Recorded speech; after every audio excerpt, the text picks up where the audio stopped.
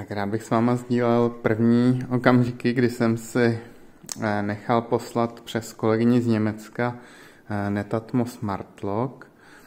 Dlouho jsme na něj čekali a není pravděpodobný, že by se u nás jen tak objevil. Jenom ze srandy jsem si napsal na Alzu a říkal příští rok, tak příští rok už je pro nás pozdě a moc se těšíme.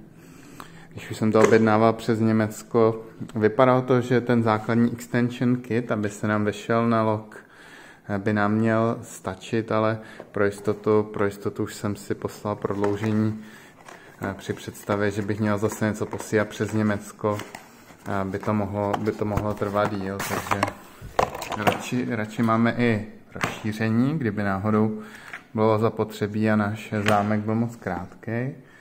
A rovnou jsem si sebou vzal i víc náhradních klíčů, které teda jsou poměrně drahý, ale Smart Lock vypadá takhle.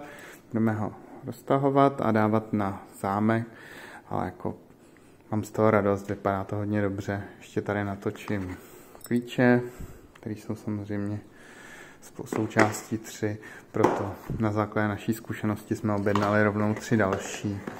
A rovnou tady ještě natočím, co ještě v balíku, samozřejmě návod a baterky, jak už to u Netatma zbývá. A tady jsou právě ty 2 malý extension kity, kdyby nám nestačily. Měřil jsem to 2krát podle návodu, který je právě přímo na webu Netatma v konfigurátoru, ale jako vypadá to skvěle, moc se na to těšíme.